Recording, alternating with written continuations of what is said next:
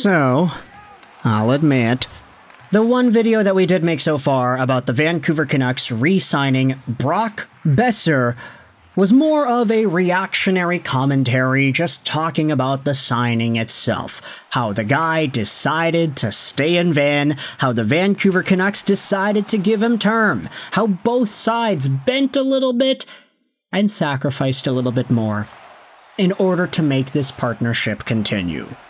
Never mind the fact that Brock Boeser has a chance to literally become one of the top Vancouver Canucks of all time, assuming he stays in Vancouver for the entirety of his 7-year contract extension.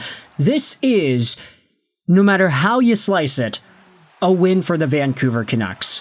The fact that they were able to keep Brock Boeser, they didn't lose him out for nothing, they kept the goal support that he provides on a team that is now pretty good on the wings. Evander Kane, Jake DeBrusk, Connor Garland, Brock Boeser, Höglander, Lekkerimäki. It's not bad. In fact, I'd say it's pretty good, honestly. The only question now, though, is whether or not the Vancouver Canucks can fill out that center core. But that, of course, is another conversation for another day. In this video, I wanted to talk more so about Brock Boeser himself and what changed. How he was able to re-sign in Vancouver and what the conversations were like. I'm going to leave a link in the description of this article published by David Quadrelli on Canucks Army Today. Brock Boeser details a last-minute call from Patrik Allvin that kept him with the Canucks. Man, that is romantic. The way the article is titled, The Last-Second Conversation That Stopped It All from Ending. Patrik Allvin saved their relationship with this one last desperate phone call, a cry to keep things going, and to make their... it's like a Nicholas Sparks novel, man. Article's gonna be linked in the description. Let's go out there and read the commentary from Brock Boeser on his return to Van. It was a roller coaster, Boeser said of the long road to get to this point. My head was definitely spinning a lot during this time, but at the end of the day, it's a business, and you've got to understand that. I definitely didn't think this was going to happen. I think the phone call in the last hour changed everything. And you know, I'm just happy that we could find common ground and work something out. Phone calls, man.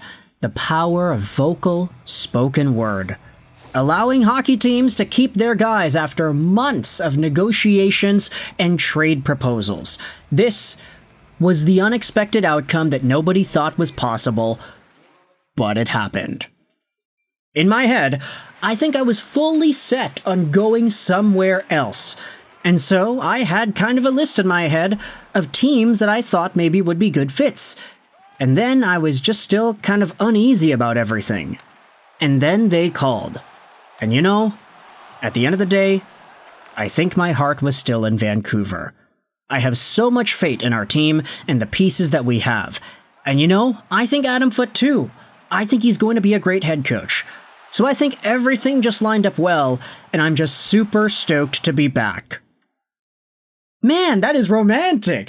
He was there, he was thinking he was gonna leave, his bags are already packed, his foot was halfway out the door, but then one last phone call sealed the deal. Brock, we miss you, man. We want you to come back. We'll give you 7 years. How about that? Just take a lesser AAV.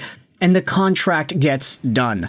I will say, this was also a talking point that a bunch of folks were bringing up, but Brock Boeser, on the initial contract offer that the Canucks gave him, $8 million by 5 years, he would have made $40 million on that contract had he signed it.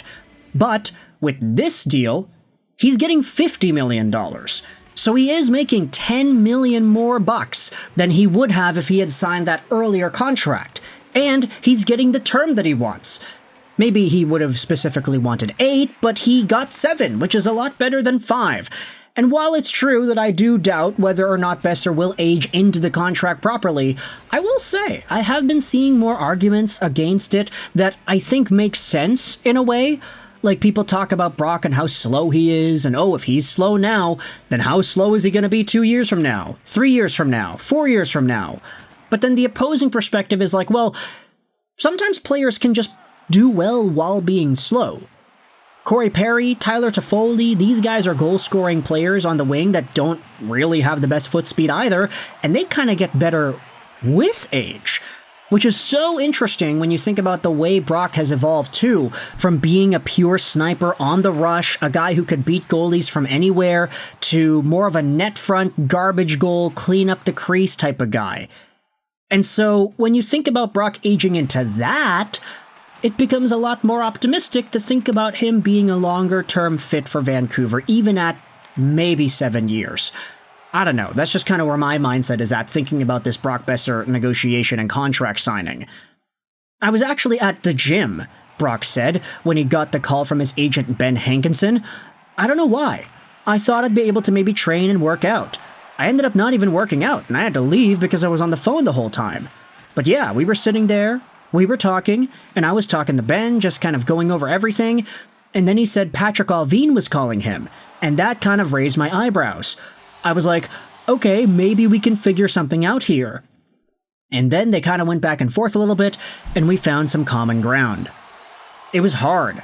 I really tried mentally to throw scenarios in my head on different teams I could possibly see myself being on, and I tried to envision it. But that can only get you so far. Just thinking about it, I just felt like in my stomach, I still had a weird feeling about everything. When they called back, I kind of lit up. Even after everything that's happened, I still kind of had that feeling in my stomach. I just listened to it, and it felt right when I started talking and trying to figure out a deal, and I just started getting excited. And you know, I just knew it's meant to be. Ugh, Mr. Sensitive is right, man. That's so heartwarming. It felt like the door shut a couple of times there with the Canucks, so I really had to wrap my head around moving on. And then obviously trying to get a sense in my head what might be a good fit and all that. So there's so many things going through my head, and that's why I said my head was spinning a lot. It was kind of hard to grasp. And you know, that phone call came out of nowhere, so it was definitely a shock to me. But you know, the way when I felt when that phone call came is like, I told my agent, I was like, get a deal done. And then we made something work. I didn't even know if Patrick was calling to get a deal done. He was just calling Hank. I was just assuming that was it. So you know, I'm really happy that he did. Allvin wasn't the only one that made a phone call in an effort to bring Boeser back to Vancouver. I had other guys in my ears, like Connor Garland and Thatcher Demko, and all those guys kind of pushing my buttons to come back too, Boeser said. So it obviously plays a big part to have such good friends and have belief in the guys in the room. Man, what an article! What a set of quotes from Brock Boeser, fully laying it out on the line. I wanted to come back, get it done. I told my agent to sign with this team. I was thinking about going, I was thinking about leaving, but it felt weird, and I couldn't fully buy into it. My heart was in Vancouver, and I got that reason to stay. And that is one of the most amazing stories. Like, this is the thing, man. Vancouver is hard to play hockey in. Lots of folks come into this city, they don't live up to expectations, fans start lambasting them, they get run out of town. Even the ones that are like semi-good or good, who end up falling off a little bit, and folks start talking about, oh, trade Boeser, trade him, this and that, he wants too much and everything. But when you get down to it, if a player really just wants to stay, and the team is like, yeah, we want to keep you too, that's why we didn't trade you at the deadline. We also didn't get a good return for you at the deadline, so even though there was some disrespect there and Brock did feel bad, it was reported that there were some harsh feelings there. At the end of the day, he wanted to come back.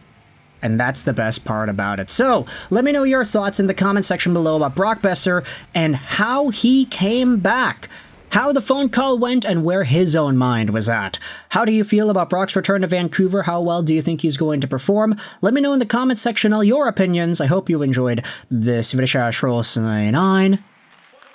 And bye.